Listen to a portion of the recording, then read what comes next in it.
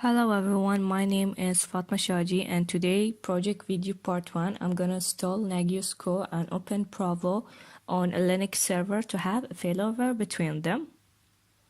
As in for hardware and software components, the main operating system will be used as Ubuntu 12.04 with the latest upgrades and packages, CPU 2 or higher, memory RAM 1 GB minimum, hard disk 20 GB minimum.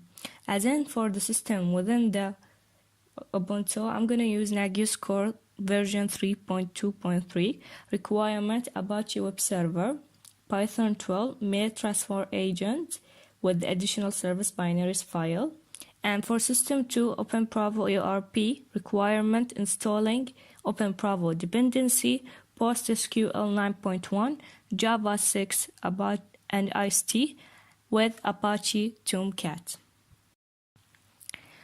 The main purpose of this system design and implementation is to make sure Bahrain International Airport work functionally in both recording their data and checking networking failover for high availability. And the main aim is to minimize the use of the IT department since they already have other workload. So by using this system on other departments, they minimize the time and speed for needing IT specialists. Open Provo is an ERP leading software system with open architecture that brings a lot of benefit to the department, such as having easy way to deploy with less capital investment and include unlimited integration with other systems for free. And also, it has scalable architecture for upgrade for future growth, and the entire system can be used on a mobile platform. As for Nagios system, Nagios is a mentoring system that creates a virtualized server on a network in order to secure and build firewall for clients. Overall, the system is flexible and easy to implement that does not require networking specialists to fix an error and automatically scan for the error on the internet. This is the features that also include within Nagios server. As you can see, there are a lot of other features, especially the automation of restart of failed application and services. The system build include 4 layers: the database layer, server-based application layer, and secondary backup server layer with web-based presentation layer. The database layer includes the PostgreSQL database cluster that is connected to the Open Provo ERP, and both Open Provo and Nagios include in the server-based application layer because it's required to use a web server in order to operate it using the Apache. And the Nagios can be used as a secondary backup server over the network because it's provide a high availability if the Open Provo shut down. And both these are used as a web-based presentation layer because it needs an internet to connect it and to display it on the screen for the users.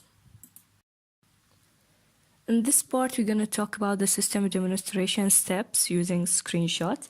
First of all, we're going to install the Open Provo version 3.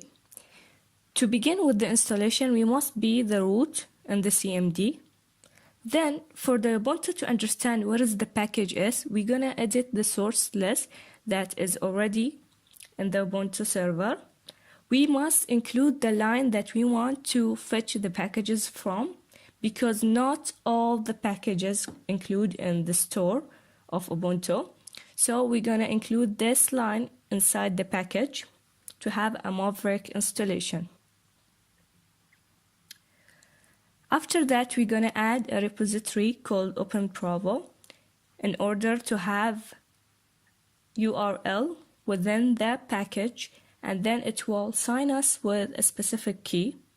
It's very important to include the repository before installation. And we're going to update the cache using sudo apt-get update. This is an additional step. There are powerful tool called Sympatic, which is a package manager, we're going to install it in order to know the prerequisites for the packages before installing OpenPravo. In order to run it after installation, we're going to type synthetic in the CMD. It will pop for us another page that calls Synthetic Package Manager. We're going to search for the package that we want, which is OpenPravo version 3. We're going to right-click for properties, and then we're going to see the dependencies that is needed. And some of them I have already mentioned at the beginning, such as PostgreSQL 9.1. So now we're going to install the PostgreSQL 9.1 with this command. And then it will automatically use specific port. We can also edit the port later on.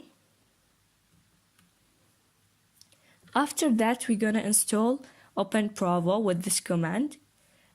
Automatically, it will install the other packages that we have seen in the dependency, such as the Java and ICT. And also, it will create a connection to the database. After finishing the installation, it will pop out for us an update information that tell you how to sign up into your browser. In my case, I will not use an IP address. I will use localhost/OpenPravo. But in order to use it, before that, we must have another CMD Windows or terminal. We're going to write this command, specifically the localhost with the port. As I said, you can edit it on the Postgres config file. And this window should be open with your browser in order to have a connection. After that, when we type the localhost in the URL, it will take us to this page to enter our name and the password, which is also located in another file for the profile OpenPravo. We can change it if we want. By default, the username is OpenPravo and password is OpenPravo lowercase. Also, we have log files that the administrator can identify number of the visitors to the website. There are many OpenPravo ERP features, and within it there are many applications to use it. One of the applications is the Good Movement, that we can use the DHL server point as our organization that you're gonna reach to, and use it as sending and receiving products between the DHL and the Bahrain International Airport. Also, we have Google Account Association to have easier life, and adding a business partner by clicking on which business we want or add a new business partner. After that, we have a lot of financial management, for example, budget document or GLR journal, and also we can create budget reports in Excel. Other financial management documents include cost rate and tax rate for the business partner, or also creating accounting templates.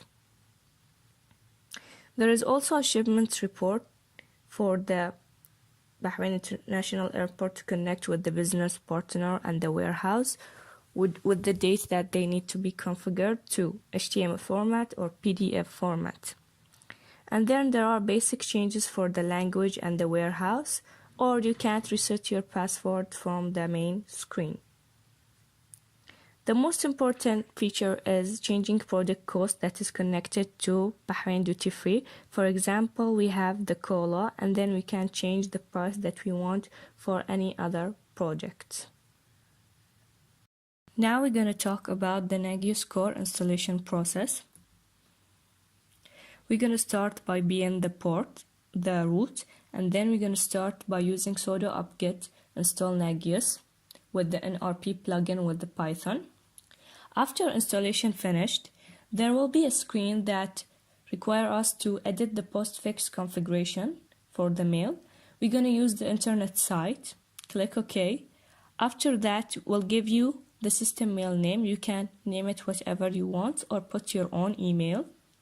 Then you click OK. Then we're going to force overwrite on the postfix in order to change the password for Nagios Web Administration. You're going to use your password and click OK. After that, it's very important to create the NRPE in order to have multiple ways of monitoring a remote system. Then it will automatically start for you the Nagios NRPE. Now, the integration part or the connection part will include in this file. We're going to edit the NRP config file by including the port that we want to use for the server. It will automatically edit it, and the IP address that we want to use it afterwards in the browser. In this part, for the host part, we're going to allow openpravo.com host in order to have a connection with Nagios system.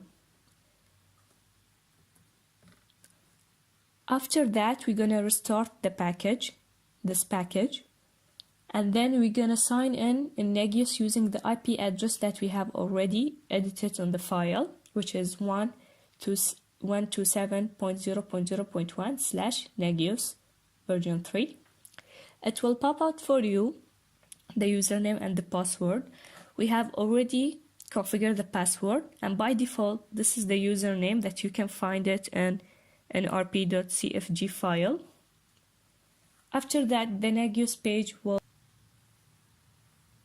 For system failover part, we're going to start by editing the check external command in order to tell Nagios about OpenPravo server and enable the NRP usage in Nagios. We're going to edit it in this specific path, nagios.cfg. We're going to enable it by typing 1. After that, we're going to create a new file in Nagios configure-d. We called it OpenPravo3 CFG, and we're going to include many features within this file. As we can see, we're going to include the ping feature and other mentoring feature for checking the HTTP and the CPU workload. These are all automatically will be configured by Nagios, but we need to edit the last line, which is changing the username and the passwords in order to check the OpenPravo login website and to monitor it. When we want to do the failover, the Nagios core must be open in the service status, and then the OpenPravo page also must be open. In this way, it can be checked for online services and host by giving us a status that it's green and tell us that it's okay. We're going to do additional thing that is adding 2 clusters. So we're going to edit the file again at the last 2 lines. We're going to create first host group. This host group also do many features while pinging for the OpenPravo if we want to using cmd command, and we can add more than one website to these clusters for checking. Other Nagios features include creating a map, and also the downtime schedule, create which hosts that are in downtime on services, but in this case we don't have any. And then we have the processing information and the commands that we want to use from the website by using start or stop or restart the Nagios. We can create also data configuration for any of the following by checking the commands within the check command window. The most important thing is create a report. We're going to create a report for the mentoring process in the availability corner, which the following commands can use for checking Nagios process within OpenPravo, and then you're going to create the report and save it as PDF or any other form. Thank you for watching.